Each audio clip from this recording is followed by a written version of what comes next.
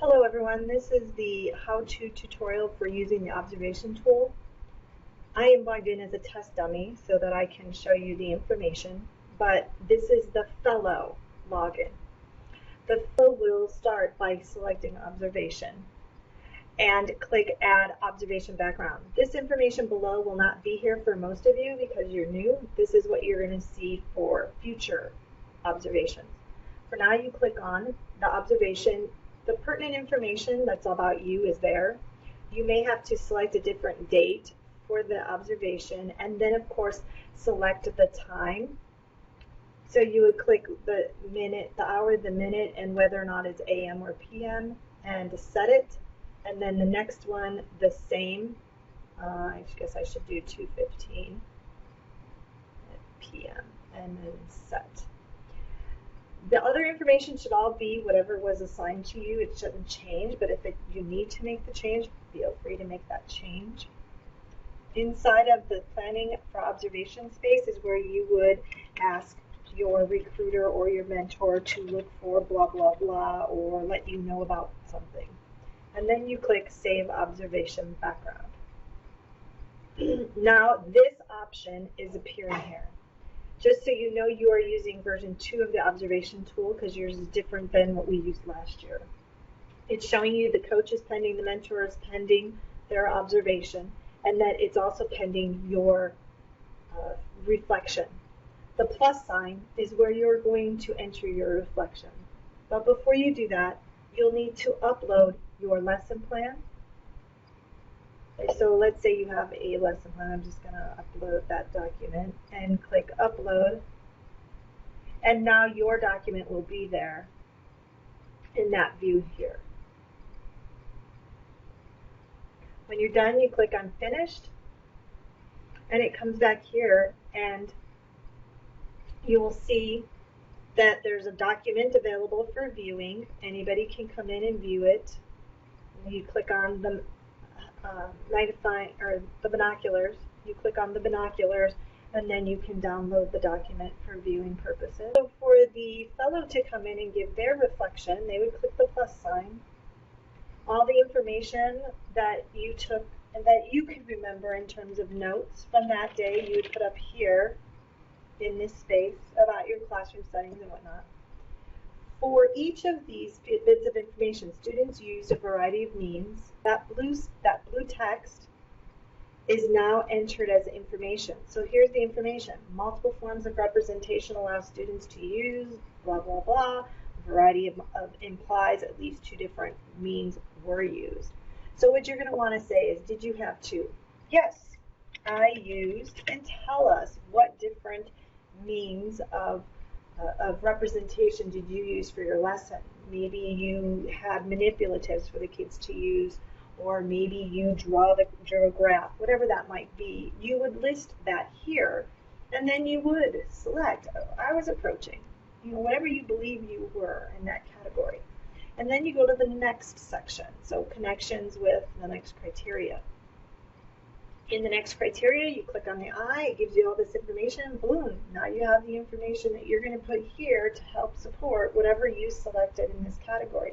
If you say it's not applicable, you don't need to justify it until the review time or the feedback time Saturday morning, and your coach says, wait a minute, it was applicable. Well, this is what will help you determine what is applicable in that conversation you have Saturday. You'll go through each one of these categories, curriculum, instruction, and then you're done. Once you've completed, you'll save your observation. Notice that I'm getting a message that says fields are required. So you are going to have to commit to filling this out in one sitting. All right, now I'm logged in as a coach or a mentor. And when you log in, you will see this information right here for the event that you've just recently observed.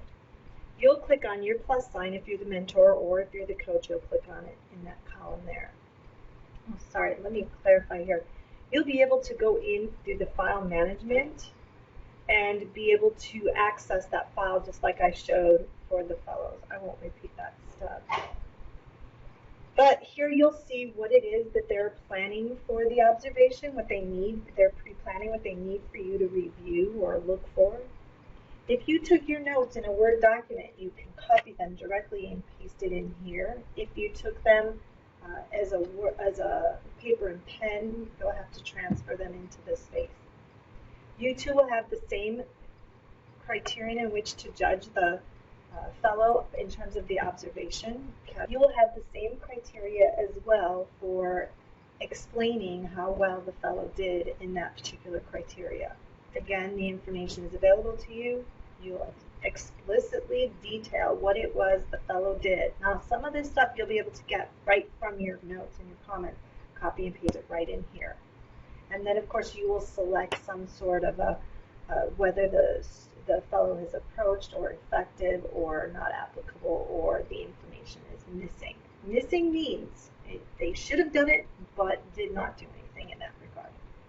And you'll too go through the whole list.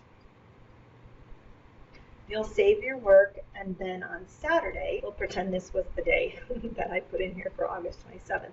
On Saturday, you'll show that each one of you have completed this. Hopefully you complete this task by Saturday. When you come in on Saturday, you'll be able to review again your files that were uploaded. But what you're going to work with on Saturday is the Collaborate button. The Collaborate button allows you to see what everybody has written, any files that were uploaded, any background contextual information people have entered, and any of the pre-planning. We didn't happen to do anything for this session, but if the fellow requested something in pre-planning, it would be there. You will see everybody's feedback. You'll be able to look at it and say, Margaret felt that something was missing, but Greg, and this happens to be Greg in both cases, felt that it was approaching. So Greg might be able to highlight for Margaret what Margaret felt was missing. And then you go to the next category.